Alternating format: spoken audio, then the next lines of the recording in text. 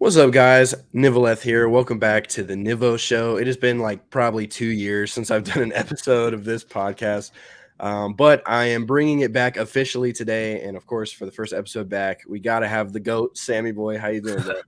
I'm doing well, man. How are you?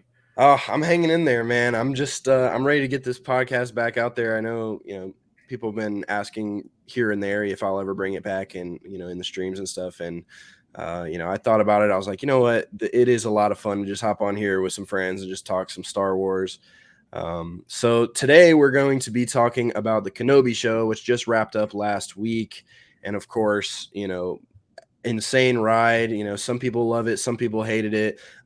Twitter's just a crazy place, man. I mean, some of the takes I've seen from people about this show are insane. I mean, what's some of the dumbest things you've seen people just kind of say about Kenobi?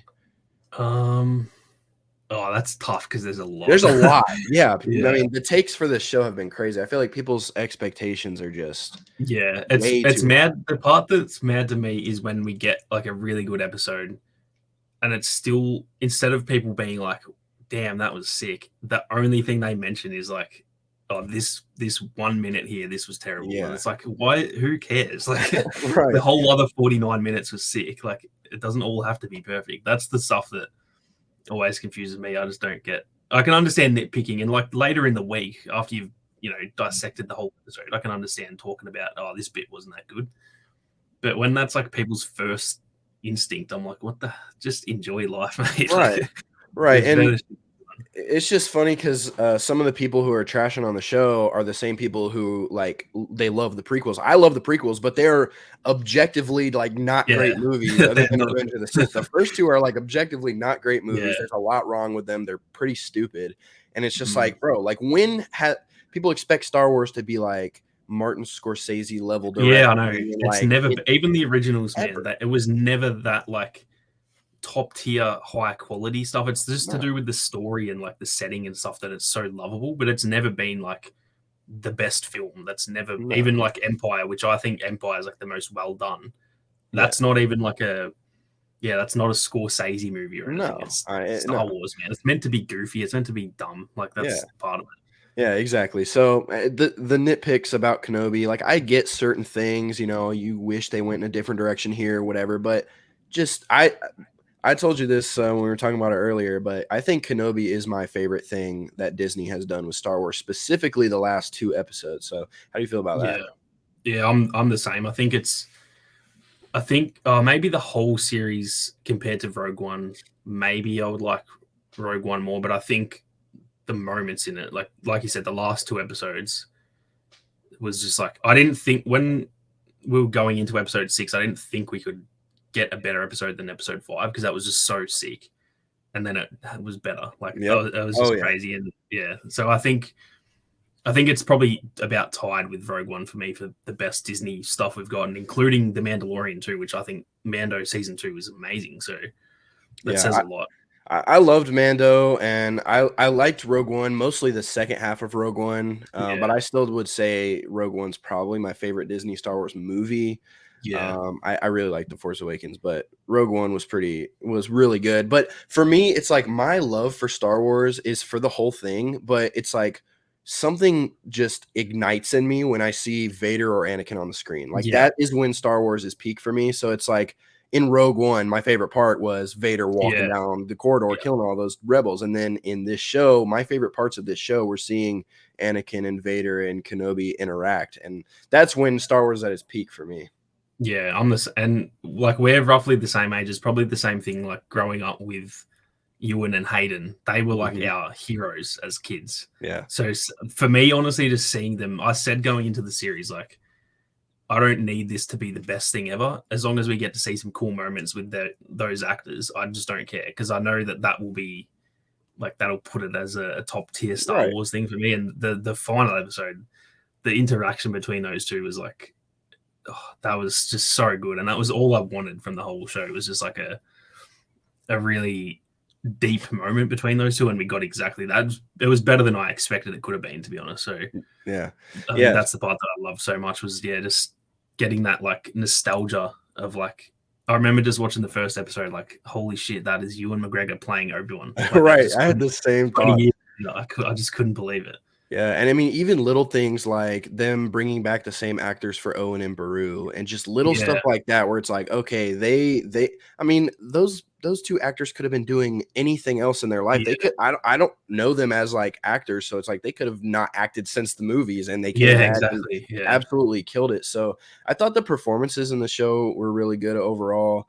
Obviously in the fifth episode, it was cool to see like Hayden back as young Anakin and stuff. See some complaints here and there. Oh, he looks too old. It's been 20 years. He's not it's going to just look like a life, 19-year-old mate. anymore. Yeah, So just it's like, like look it's the past same that. thing. The stuff with like people going, "Oh, how did Obi-Wan age so much in 9 years?" Like, it's a different actor, mate. What do you mean? It's Right. like it's Ewan McGregor, and then in the old movies, it was not Ewan McGregor. That's the answer. Like, people just Yeah. don't expect. They think it's real life. I swear they think they're like, that doesn't make sense. There's no way he could be that old. And it's like, Bro, dude, he's it's a different 20 actor. years after. And if it's Yeah. the same actor, it's been 20 years. Obviously, it's Yeah, not going to look yeah. the same. And I thought he People did great yeah, in those yeah, flashbacks. It was so good to see Hayden. And honestly, after that episode ended, I was like, all right, we're not seeing Hayden again. Like, that was them yeah, letting yeah. him be in the show. And then now we get to that Oh, man. finale, bro, that scene, as I'm calling it, which like we mentioned it before we started the stream, or before we started the pod, but I really think that is my favorite scene in all of Star Wars. Mhm. Like Yeah, the Vader, first of all, the duel leading up to it was awesome anyway. Just yeah, seeing them fight was cool. But then when it really gets down to it, Obi-Wan hits him over the head with the saber, cracks his mask, and then he yeah. looks up and you could just see like Hayden killed that scene, bro. Oh, That's some of the that best acting in the whole saga. Like yeah, the that's emotions. Oh between man. both of them, it was just it was like a 10 out of 10 performance in that scene. They both, like, when the moment when Ewan sees Anakin and he's like, you can see the tears in his eyes and he's like taken back. He's like, what the fuck? That looked real. Like, I was like, Yeah. it was a real moment because he was Yeah. like so heartbroken. Yeah. And That I the mean, performance was just so good, dude. it was so good. And it's funny because Hayden gets lauded as kind of a bad actor by a lot of people. I mean, Yeah, if you look at some of the other movies he was in, not just Star Wars, like he's never really been like an A-list yeah, actor or anything. And so I think a lot of that was due to the writing though, because I mean, if you look at Hayden like in the like angry moments, in the painful moments when he has to mhm, convey his rage and his emotion, it's like he turns into a different actor, bro. Like in yeah, Revenge of the Sith when he was burning and like yelling at Obi-Wan, like, it's incredible acting. And then of course now in this finale we get to even just, you only see a quarter of his face, yeah. and like the eyes and the motions of his face, and just like That little his smirk voice. too. Yeah, You when he see when said he was like all twisted. That was like actually sad. I was like, damn, he's really he's twisted. Like, gone. he is He's Vader. He's gone. dead Yeah. because he had the smile on his face. He was, what he was saying sounded like he was still had a bit of conflict, but then you see his smile start to happen, and you're like, oh man, It was he's Vader. scary. It was Yeah, scary. He did a it great was. job with that scene, Yeah, bro. That was top notch. And then yeah, it just, and just the little things they did in that scene, like the sound design, like him groaning in pain and like mm, coming through the Vader mask. You can it was like eerie, the sounds he was making. yeah. It was like, damn, he's really in pain. And then like the voice changing between Hayden's voice Yeah, and the Vader's fact that it voice. was like both at the same time, that was Dude, chilling. That that was was that genuinely chilling. was insane. I was like, Yeah, bro. And it's like, yeah, I've seen some people mention it, but it's like that moment right there is when that was the first time I've been able to fully put together that Anakin is Vader. They yep, always seemed like separate yeah, characters, but in that scene, switching between the voices and stuff, it's like, it just clicked. It's like, yeah, that's 100%. Anakin. I actually completely agree with that. That I've always seen it as like like in Revenge of the Sith, even when he was technically Vader, but he didn't have the suit. I still see that as Anakin, and then it's just Vader. There's no real Yeah. connection, even though like that makes it sound like it's a poorly done thing. You know it's him, but No, it's not like you never get that it's connection. just a mental thing. Yeah, You don't see it other than them yeah, putting the mask on him at the end of Revenge of the Sith. And then it's yeah, just like, I guess, but that yeah, scene in Kenobi really sealed the deal there. And then like the yeah, scream at the end when he screams out Obi-Wan's name, it's like all that yeah, rage. Oh, dude, he yeah. conveyed so I much. actually saw a really good take on Twitter about that too. That him at the end yelling out Obi-Wan is like, initially I thought it was like anger, like he was like annoyed that he was walking off, but then it's actually like depressing because he like Obi-Wan's just walked away from him again. And he's like wants him to help. You can tell he wants Obi-Wan to save him. Yeah. But everyone just walks off, and then he's like heartbroken again. He's gone through the same thing. Tragic. It's so like there's so much meaning to it that you never thought. Like the first time watching it, I didn't think of that. I just thought like, he's just angry that Kenobi's walking off. Mm-hmm.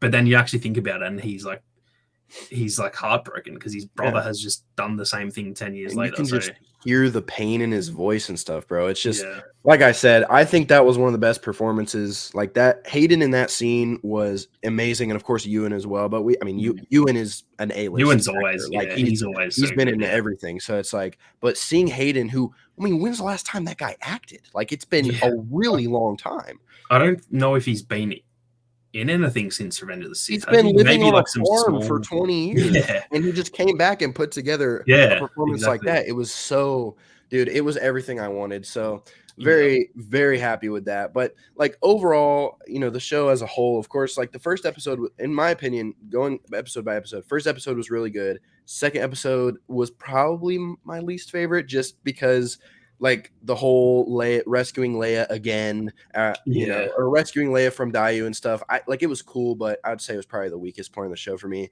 Then episode 3 was cool because we got to see Vader and Obi-Wan interact, and we got to see Vader, go through the village, kill a couple civilians. Like, oh, that's Vader.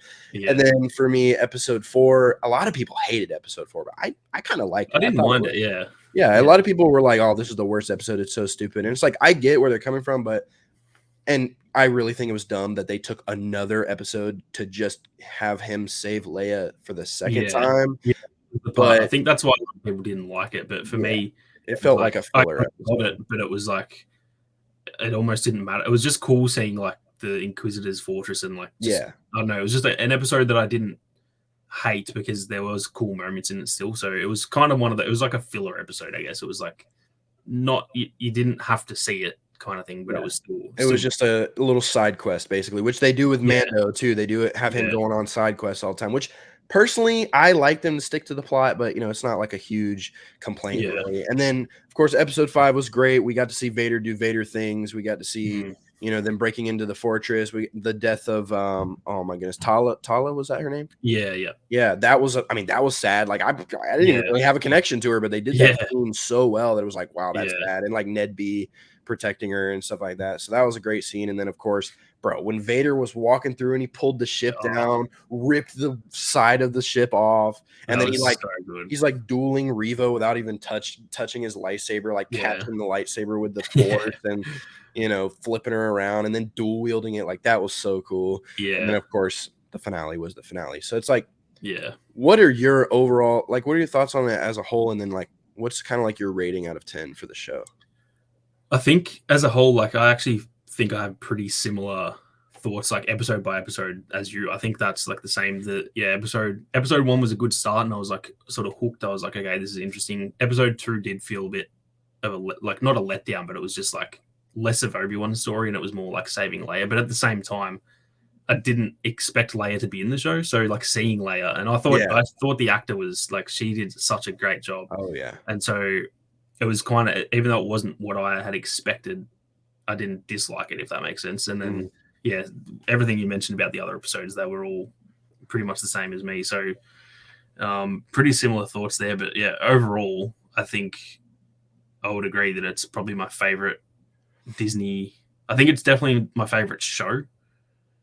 It's just kind of like tied with Rogue One. But I think crazily enough, it actually passes Mando, which I didn't think would happen. Like I didn't go into this with like overly high expectations, even though it was Kenobi. I was kind of going in thinking, I don't know what the story is going to be. I don't know what they can tell. Right. And they it's weird because they told us a story that none of us knew we needed, but now I can't imagine not knowing that story. Like imagine if we didn't hear about all that stuff and see that sequence with Vader and stuff. So they've done exactly what they needed to do, because we technically didn't need to have this series, but now I can't imagine not having it. Right. Yeah.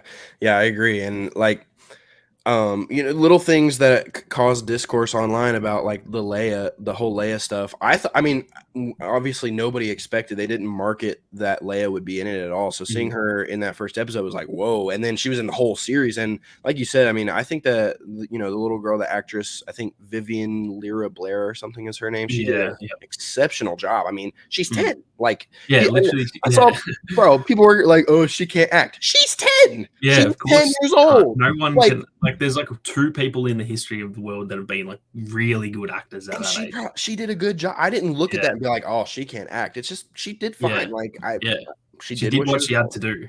That's her job. Like, I thought she did perfectly well. Exactly. So I mean, I liked it as a whole. It is my favorite Disney. I like The Force Awakens and I like Rogue One. I cannot stand the other 2 sequels. We won't get into that, but like, this is easily like, I guess one more question I'll ask here about this topic is like, do you think Disney, seeing how much people loved the prequel callbacks and how much people loved seeing Vader, like, I mean, like, I haven't seen them do anything. I haven't seen Disney do anything that got as much online attention as that Vader Anakin scene. I see it everywhere. Or that Vader Obi-Wan scene. I see it everywhere. It's on TikTok, it's on Instagram, it's on Twitter, like everywhere. I've never seen a Star Wars scene that like brings in that much interest. It's like fully viral. Like, it's just blown up. Man. Do you think that attention and seeing how much people like that, do you think that'll cause Disney to be like, all right, we need to do some more of this prequel nostalgia stuff? We need to, like, bro, I've seen people say they don't want a Vader show. A full-blown Hayden Christensen acted Vader show where he's like processing his emotions. Maybe he visits Padme's tomb. We get to see the pain that he's in, and we get to just see how he deals with the Emperor, his hatred for the Emperor, but his loyalty to him. Like, it'd be so cool to have a show like right after Revenge of the Sith where we get to see Hayden really dealing with all that. I would love that. And I it's kind of the same thing as Kenobi. I can understand why people say that they don't want it, because a lot of people said the same about Kenobi. It was like, we just know he was in the desert, blah, blah, blah. Yeah. But they can tell stories, like they've just shown they can tell stories that it's not like he was literally just sitting in the desert for 19 years. So, right. Same thing for Vader. So there is stuff they can show, and I don't think it's, again, it's not needed, but I would definitely really enjoy seeing that. Like, Vader's my favorite character, so just imagine how many people alone would download Disney Plus just to watch the Vader show. Oh, dude, 100%, because he's like Obi-Wan is probably up there as one of the most well-known, but everyone knows Darth Vader. Vader is Star Wars. Yeah, my mum, like, she's never seen Star Wars. She knows Darth Vader. Like, everyone knows that. So I would definitely love that. And like you said, the fact that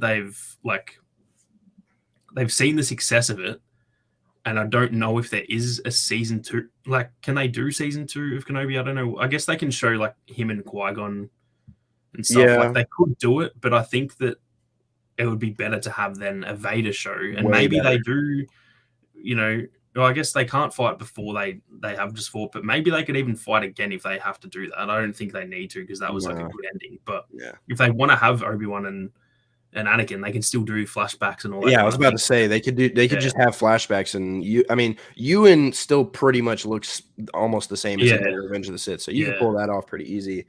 But yeah, I mean, a Vader show, I feel like, it's like, oh, it's not needed at this point. From the little bits that we've seen of Vader, and it's since Disney's taken over, they know how to put Vader on the big screen. They haven't done a single thing wrong with it. Not one thing. Yeah. So it's like, say what you will about all of the other stuff. All the sequels and stuff were rough, and even parts of Mando haven't been that great and all that kind of thing. Vader has been 10 out of 10 every time they've touched him. Every time he's on one, that was the best. At that point, that was the best Vader moment. And then now in Kenobi, they've potentially just beaten that as well. Yeah, they've never gotten him wrong, and I think it would be great to see, like you said, we see the big bad villain, but I think we all want to see like him dealing with it all, and like we want to see Anakin as Vader, because like you said, until this moment we hadn't really connected it, and I think it would be good to actually see, like, I guess, like, humanize his character more, because he is just a big, like, a robot looking dude at the end of the day. Like, there's no like human nature to him, but we also all know that it's Anakin under there. So I think seeing that and seeing him deal with just him in the Bacta tank, just having flashbacks of him and, imagine flashbacks of him and Ewan like fighting in the Clone Wars and having it'd be so good. There's so much they could do there, and like you said, even with the Padme stuff, like having flashbacks and it makes him more like he gets more hate because of all the stuff that he remembers, and that's like fueling him to go forward. So there's so much they could do there. It's an interesting dynamic that they could explore too, because it's like Vader keeps saying, "Oh, I killed Anakin Skywalker. He doesn't exist anymore." But behind the scenes, he is Anakin, and he is remembering all this and all of Anakin's memories and stuff. He is Anakin at the end of the day. So it's like you said, it would humanize him. And just imagine, like, let's say the main plot of the Vader show would be Palpatine is sending him to hunt down specific remaining Jedi. Yeah. Like maybe, I mean, they bring characters back all the time. So maybe Kit Fisto survived getting shanked by Palpatine. So he's got to go, track down Kit Fisto. Imagine seeing Vader versus Kit Fisto in a duel, bro. So it's like, that could be the main plot. But then when he's not tracking them down, it's like, it's showing his emotions, and like he takes a little vacation to Naboo and like visits Padme's tomb and maybe like goes back to that resort they were staying on, just walks around or something. And it's just like, imagine the fucking images of him, the little balcony thing where they get married at the end. Imagine seeing a picture of Vader walking there and just looking depressed like that. And it's like a little screen, like, while he's walking, it's like right when he walks up, like maybe it's like a frame where it's like Anakin and Padme getting married, but then it's like still him walking up, and then it'll like, I don't know. I went it like flickers, flickers back to that memory, and you see like a quick flash of like what it was, and then it flashes back to Vader. To him just sitting there with his head down and just like balling his fists and raging and stuff, bro. Oh, I need that. And so, and like you said, all the things they could explore, flashbacks, him and Obi-Wan fighting in the Clone Wars, maybe not flashback. I don't think they would want to pay Natalie Portman to come back. So I feel like just him visiting Padme's tomb or something, and then like reusing shots like what we just said. Like Vader show at this point is like, I need it, bro. I need it. I would do anything for that, man. I think that would be my favorite. Like, there's no chance that wouldn't be my favorite show unless they just completely like butchered it somehow. If it was the way I'm thinking, I probably would like that show more than Revenge of the Sith, which is my all-time favorite Star Wars thing. So I don't know, man. It's like people are gonna watch that. The hype is gonna be crazy for something like that. If they really want to make money, I think they need to really explore that. And that's the thing that like with Kenobi, people were like, "Oh, we don't need that. I'm not going to bother watching that."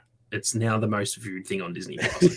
People like to say, "Oh, we don't need that." They'll be watching it. People will watch that shit straight away. Oh, dude, and it makes me so mad on Twitter. It's like someone will propose the idea of a Vader show, and you'll have somebody like some white knight Star Wars fan. It's like, Vader is in all 6 mainline movies plus Rogue One plus. It's like, okay, he is Star Wars. Like he's the coolest character. He's the most in-depth character. He's the most emotional character. And most relatable. You can go on and on and on. Like, he is the best character. He literally is Star Wars. He is the point of Star Wars. That the whole thing's focused around him. So I do understand like people wanting other stuff, but the thing is, we are getting other stuff. We are getting other 10 shows. Like, there's so much other stuff that. So give me a Vader show. That's all great, and I'm so keen for like Andor and all those kinds of things, but that doesn't mean we can't do stuff that. Maybe we don't need, but it would be awesome to see. You know what I mean? Yeah. Or they could even recreate some of the Vader comics in live action with like there's just, it's limitless. That moment where he says, the guy's like, oh, what does he say in that comic? He says something like, they say something to Vader. He's like surrounded by rebels, and he's like, all I'm surrounded by is fear and dead men, bro. That's if they made that in live action, I would absolutely flip, dude. Bro, and you could just you wouldn't have to just do one season. Like, you could, the first season could be him tracking down remaining Jedi and having the Padme flashbacks and stuff. But you could do whole seasons of just recreating comic book stuff. Because the other thing is too, it could be like it's similar to how, because with all the shows they have like the main plot, but there's always like little side characters that kind of have their own little moments.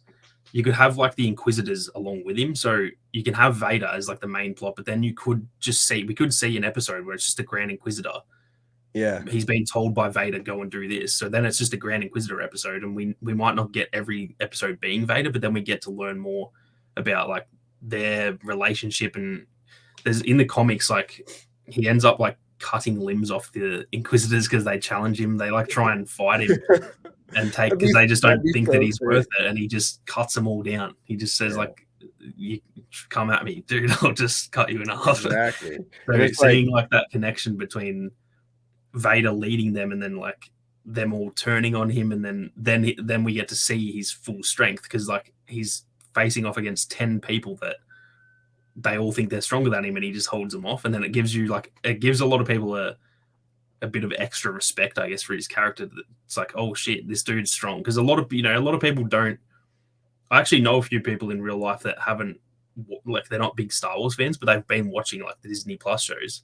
So to those new fans, they'd be like, everyone knows of Darth Vader, but they might not know the extent of how strong he is. Yeah. And they see that shit, and that's like the moment they fall in love with Star Wars, and then they're like, damn, I got to go watch all the movies now. If this guy's the main character, I got to watch all of it. So exactly, yeah. I think it'd be perfect. I mean, you know how like the Obi-Wan show has like, or all the shows have like, the screen will be black and the title card will come up and stuff. And Obi-Wan Kenobi, and it's like, just imagine just like this just pops up and it's like in black lettering with a black background, and it's like grayed out and just barely. And it's just shimmering, and you just hear like a slow version of Imperial March in the background. Yeah. I'd be, whoo, boy, I need it. The more I talk about it, the more I know. Before this, I didn't think I needed it. Now I need it. It has to happen. But speaking of future shows, we got a trailer finally for the Cassian Andor show, which up until that point, bro, I had absolutely no interest. I was like, I mean, I liked Rogue One, but I wasn't like, wow, Cassian's an awesome character. I need to see more of him. But after watching the trailer, bro, they did a great job of making that seem like a very interesting era. Mon Mothma, I know they're returning to Coruscant, and just kind of, it looks like it's a show about the birth of the rebellion, like the full-blown, there is no rebellion, and then now there is, and it's going to show how it was created. Like that, the trailer made me really interested, and I can't wait to watch it. Yeah, I'm the same. I going into it, and I feel like they announced that like ages, and that was like one of the first shows they announced so long ago, like years ago. Yeah. And when they announced it, I was like, I'm never going to say, like, I'll always watch every Star Wars show because it's just like, it's Star Wars. But it's kind of one of those ones where I was like, yeah, I'll watch it, but I'm not like hanging out for it. Whereas now I'm actually really keen. That trailer was just so well done. It also looked like a movie. It was like so high quality. I don't know what they've done differently. But gritty too. Like Rogue One. It looks like Rogue One. Yeah, exactly. And I love the vibe and aesthetic of Rogue One. Like the cinematography, the color palette, it looks like it's going to be kind of similar. So like, yeah, man, I mean, Andor, and like I was always going to watch it, but it wasn't like, oh, I can't wait for Andor to come out. It was just like, whatever. But man, that was a great trailer, and it just gets me hyped for whatever else they got coming. I know they got a lot of stuff, but people want to bash on Disney, bro, but they've gotten these shows down pat. Like even Book of Boba Fett, people hated. I've never seen so many people, bro. People hated it. I thought it was good. Yeah. I liked it. I think like Book of Boba for me is probably the weakest of the shows, but that doesn't make it bad. It was still good. I still enjoyed it. And there were dumb moments, and it's like, I mean, that's why sometimes you don't need a show explaining a character that, doesn't really get explained much, because it's like everyone thought Boba was cool because he said 2 words in the original trilogy, and it's like, oh, he's a bounty hunter, he's super cool, and then they actually flesh out his character, and people are like, that's not him. It's like, you don't know how he was. He was in two How scenes. Do you know? Yeah. So he never spoke, so you can't act like you knew who he was. Like I liked it. Honestly, I'm not gonna lie, I liked Book of Boba more than season 1 of Mando. Like I think I did too, yeah. So it's like for me it goes Kenobi, Mando season 2, Book of Boba, Mando season 1 in terms of I would agree with that too, yeah. Ooh, Clone Wars season 7. Oh yeah, true. Might be second. I think that's. I actually never finished Bad Batch. I feel embarrassed to say. It's good. To. The end is so good. Okay. The last probably 3 episodes were like really, really good. I need to rewatch. I don't know if I honestly might above the rest though. I honestly might rewatch it the whole thing tonight. Honestly, like, I got to stay up all night for work tomorrow, so I might as well just watch all of Bad Batch. But like, okay, my new ranking. I still have Kenobi at number 1, but Clone Wars season 7 is second, and then the rest of that ranking. Yeah, I think mine would be pretty similar. I reckon if it was just the Mandalore arc of the Clone Wars, I think I'd put that above Mando. But I think because there were weaker episodes. Yeah, the first 6 were pretty bad. Not bad, but just like eh. Yeah. I didn't even finish watching the middle arc. I watched the first episode of the middle arc, and I did not want the other two. That arc was like genuinely not good. The Bad Batch one was like decent. It wasn't great. It wasn't like the best Clone Wars, but it was like good enough that I was like, that was pretty cool. And then the Mandalore arc was like, the Mandalore arc is, when I say Clone Wars season 7, I mean the Mandalore arc. Yeah, that's I think those were so good. There was another time we got to see Vader picking up, Ahsoka's lightsaber in the snow. Oh, such a beautiful, great ending. They're so good at those moments that like making it. It's like you get a bit of like happiness seeing those characters. Like I was happy to see Hayden as Vader when the mask was cracked, but then it's also heart wrenching. You're like, it's like a mix of, you get like such mixed emotions. Yeah, they're so good at that because it was the same thing with, when Ahsoka is like burying all the clone troopers and stuff, and then Vader comes along. Like it was like, oh, dude, it's Vader. That's so sick. But then you actually look at it and you're like, oh, that's actually depressing as fuck. Really. And I mean, it was right after Order 66. Like he was literally just put in that suit, and then he's like walking down there, bro. It was crazy. Again, we say what you will about Disney, say what you will about the sequels. Bro, we could have a whole hour-long podcast ranting about the last 2 sequel movies. Like, but I respect what they've done, especially on the TV show side of things. They regardless of some of the dumb stuff, and it's like, some of those Clone Wars episodes were kind of bad, and for me, I mean, I didn't finish it, but Bad Batch was like, it was all right, and then Book of Boba definitely didn't start that strong, and it's like sometimes they piss me off a little bit. It's like, why go that way when you could just do it this way? But at the same time, they have nailed so many moments, and I mean, you just think about the last 2 episodes of Kenobi, you think about the Rogue One Vader scene, you think about, I mean, Force Awakens was a good movie, think about all these different moments that they've had. Clone Wars, the last 3 episodes. Even like Luke and Mando, that's also probably top 5 Star Wars moment for me. Luke seeing him cut down those dark troopers and stuff. Yeah, bro. And then even letting him reappear in Book of Boba, like for all of their flaws and for all the things they've done wrong, I feel like they've done equally right. And honestly, it outweighs because it's like that, bro. That scene in Kenobi is my favorite Star Wars scene. Yeah. And I've been a Star Wars fan my whole life. So it's like they're still putting out some crazy stuff. And it's like people need to learn to stop being so, but the sequels were terrible. They ruined Star Wars. Okay, then watch Kenobi. Like watch Mando. Like you have plenty to choose from. So I just That's the part that I've never understood is like when people let it, like that's obviously completely fine to dislike stuff. We're not all going to like everything. Right. And it's also fine to critique stuff, but when it's like when people build their whole personality on I was just about to say that. Yeah. Like you have like people still hating on The Last Jedi, and it's like every day just posting on Twitter that movie sucks. It's like, fair enough, your opinion is valid, but no one asked for your opinion, so stop talking about it. People wake up every morning and log into a Twitter account directly intended on just hating on 2 movies that came out years ago. Yeah. Like, it's 2022. Didn't the Rise of Skywalker come out in 2019? Yeah, well, Last Jedi 2017. 5 years ago. Bro, move on. It is not that serious. It's literally like I'm a huge Harry Potter fan, like almost where I'm at with Star Wars, and like the new Fantastic Beasts movies, I can't watch them. They're horrible. They're terrible. And what we do is we just don't watch them. I'll watch the old stuff. I'll play the new Hogwarts Legacy game that's coming out. So it's like, why? I don't know. It's crazy to me that people can't just be like, I like this part of things. I don't like this part of things. Like when I binge watch the Star Wars movies, I'm just not gonna watch Rise of Skywalker because it pisses me off. I just won't watch it. It's that simple. It's not that hard. It's something I've just never understood that it's like so, and especially the people who say that like the sequels ruined the original trilogy. It doesn't. Nothing has changed about the original trilogy. They're still identical. Like just if you want to, just pretend that the sequels don't exist. Half of it is just headcanon anyway. Yeah. So just act like they didn't happen. Yeah, exactly. It's so. It didn't actually happen, guys. You know, it's just all fake. You can just erase the sequels from your mind and still act like I mean, I don't know, man. People still enjoy The Force Unleashed, and it's not canon. So it's like you choose what is canon. Like it doesn't matter. So exactly. I don't know.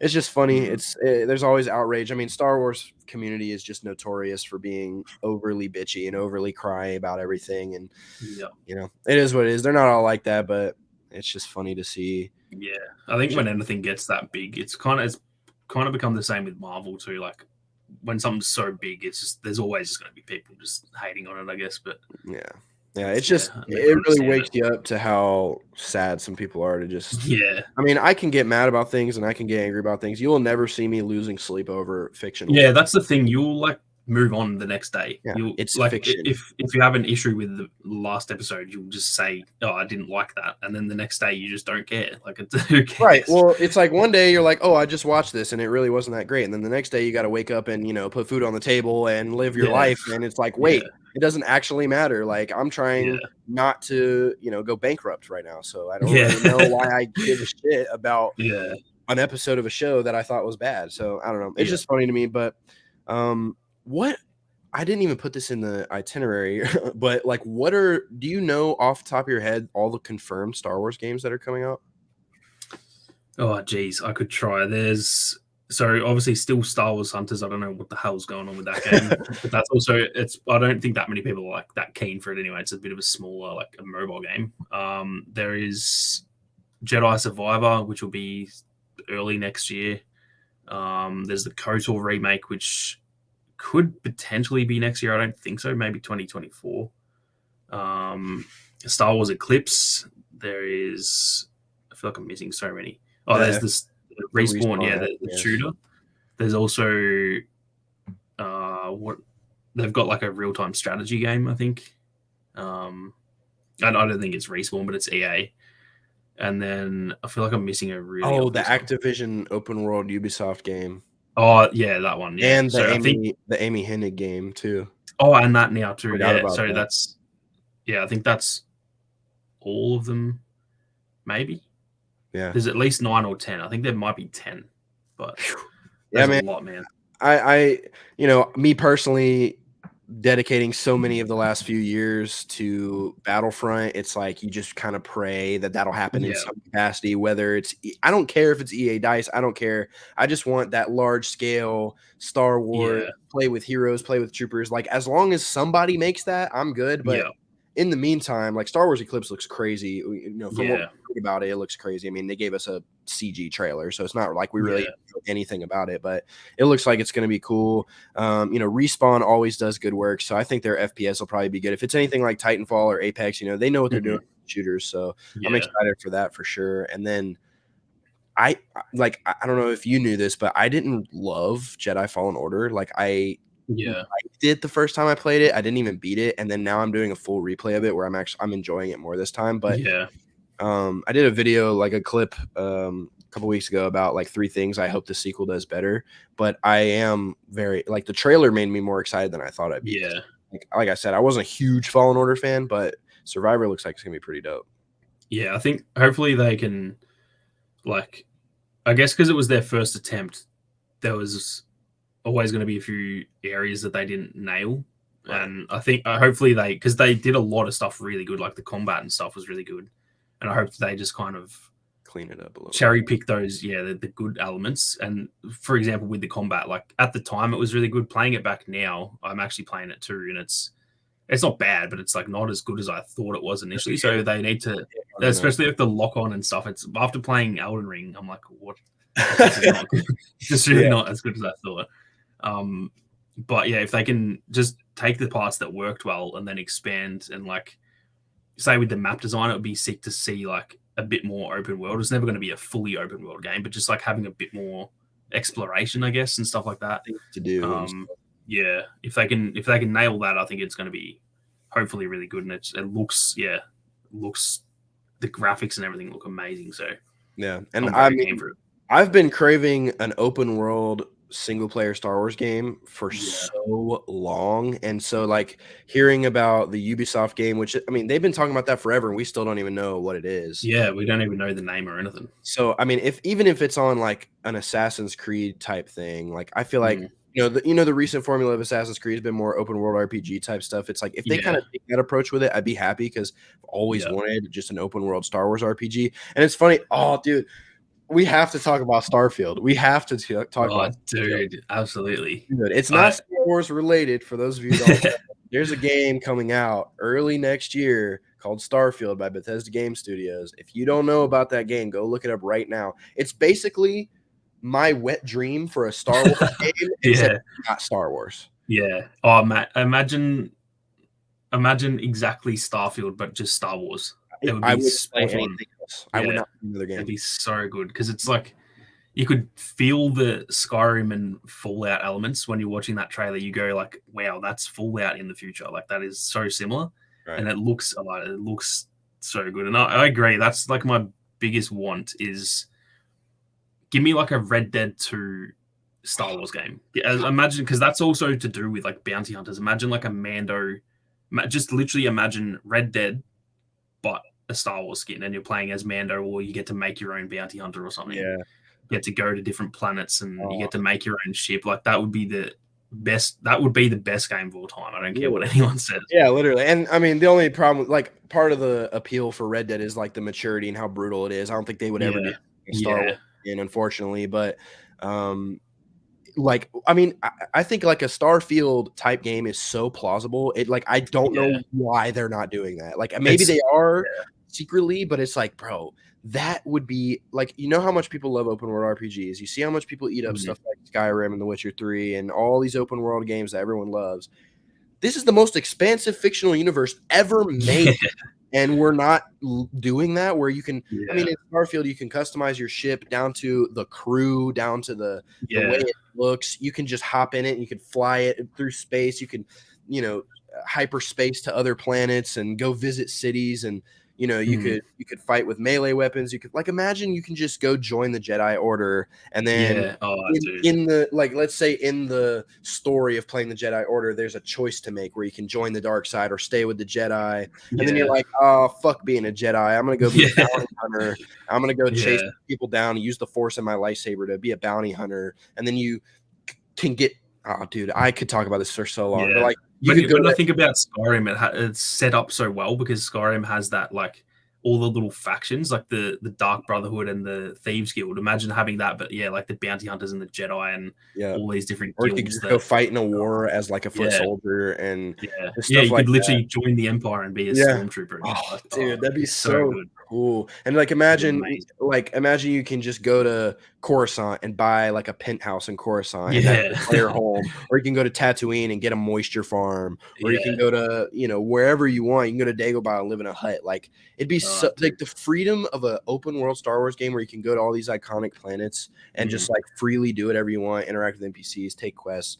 Like that is my, and I whenever I say that, some people are like, "Oh, just play KOTOR," and it's like at the turn-based combat, the graphics, for its time, it was a good game. I can't play it now. It's aged so poorly that it's just not good right now. And it's like you still don't have the freedom to hop in your ship that you customize and fly it around the skies and go to whatever planet. Like there's a certain level of freedom, but it's not what I'm looking for. It's not what I'm talking about.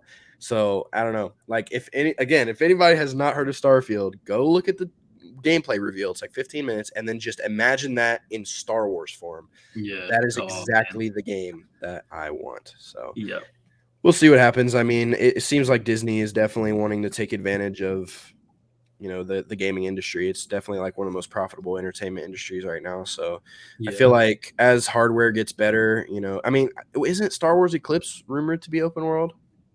I think it's I think they said there was open world elements. I'm not sure how I think because there's a bunch of characters you can play as. I think I got the vibe it was a bit like GTA where there's you switch between the three main characters. I think there's a bunch of stories, and so that makes it seem like it would be best suited to an open world type of game. But I guess we just don't really know enough. But I think between that and the Ubisoft one, there's surely going to be some level of open world to them because I think the team making it's Massive Entertainment, I think, who's making the Ubisoft one, and they made The Division, which is pretty much an open world game. It's maybe a bit more linear, but it's you do have the freedom to just go do whatever you want essentially. And if they could just expand because that's like, I think that just takes place in New York. If they can expand that to like different planets and stuff, kind of like Fallen Order, where you can get in your ship and go do whatever. Hopefully that'll be relatively open world, but I guess we'll just have to wait and see. I think it'd be interesting too to have like a Destiny style like MMORPG type thing where you can just get custom armor and weapons and blasters and lightsabers and go to different planets, do different raids and with friends. I'm not much of a online, like, I mean, I like my online shooters, but like I never got into really Destiny and like Elder Scrolls Online and stuff like that. But I feel like if they came out with a Star Wars one where you could explore the galaxy with your friends, like I feel like that'd be a different level. That'll be, imagine us and Mark and Twisted just jumping on doing these crazy missions. Yeah, so good.